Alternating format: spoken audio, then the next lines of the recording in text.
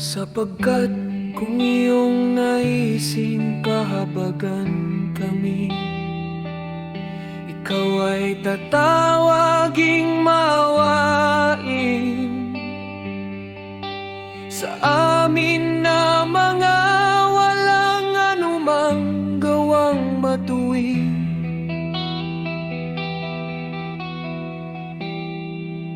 Ang mga matuwid na may maraming mabubuting gawa na nakatago sa iyo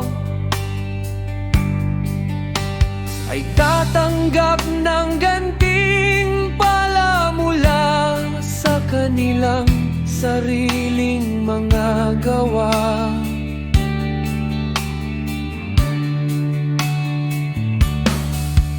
Sapagkat ano ang tao upang ikaw ay magalit sa kanya?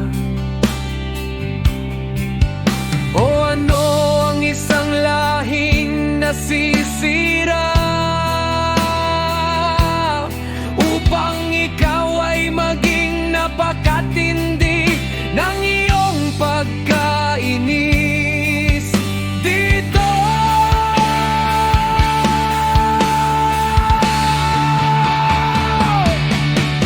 Sapagkat sa katotohanan walang taong ipinanganak na hindi nakagawa ng kasamaan, at sa mga tapat wala ni isa na hindi nagkamali.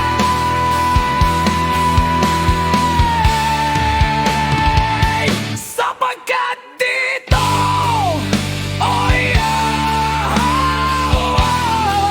ang iyong katuwiran at kabutihan ay maipahayag. Kung ikaw ay magiging maawain sa mga walang tiwala sa mabubuting gawa, nang magkagayoy sumagot siya sa akin at nagsabi, may mga bagay kang sinabi ng wasto, at ayon sa iyong mga salita ito'y mangyayari.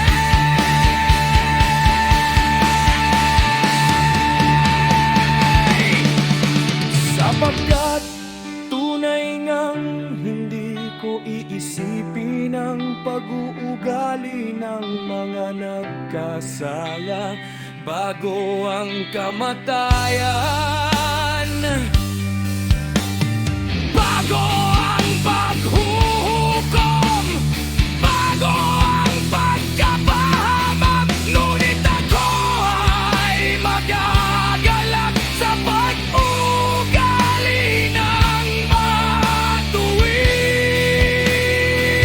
at alalahanin ko rin ang kanilang paglalakbay at ang kaligtasan at ang gantimpala na kanilang tatanggapin. Kung paano ang aking sinabi ngayon, gayon din ang mangyayari. Sapagkat kung paano ngang magsasaka ay naghahasik ng maraming binhi sa lupa at nagtatanim ng maraming puno, at gayon may ang mabuting bagay na itinanim sa kapanahunan nito ay hindi sumisibol, niyang lahat ng itinanim ay nagkakaroon ng ugat. Gayon din ang mga itinanim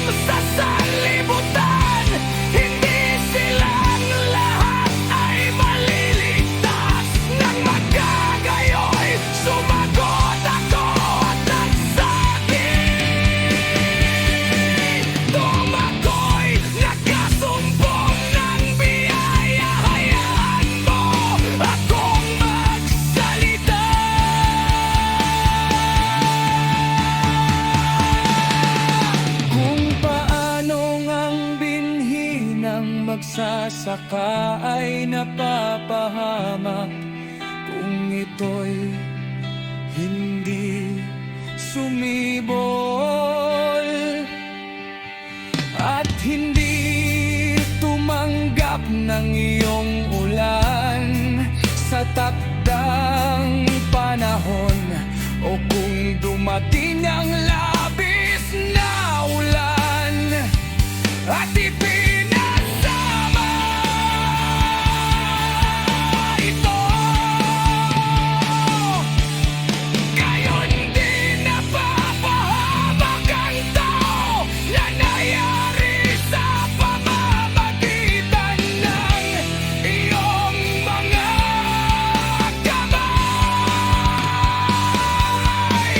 at tinatawag na iyong sariling larawan, sapagkat ikaw ay katulad niya.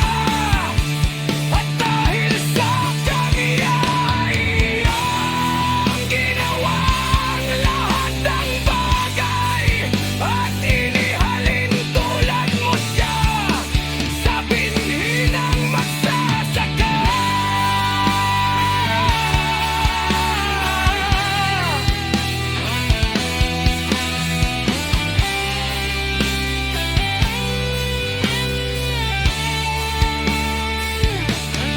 Magkaakayit sa amin kundi kahabagan mo ang iyong bayan at mahabag ka sa iyong sariling mana, sapagkat ikaw ay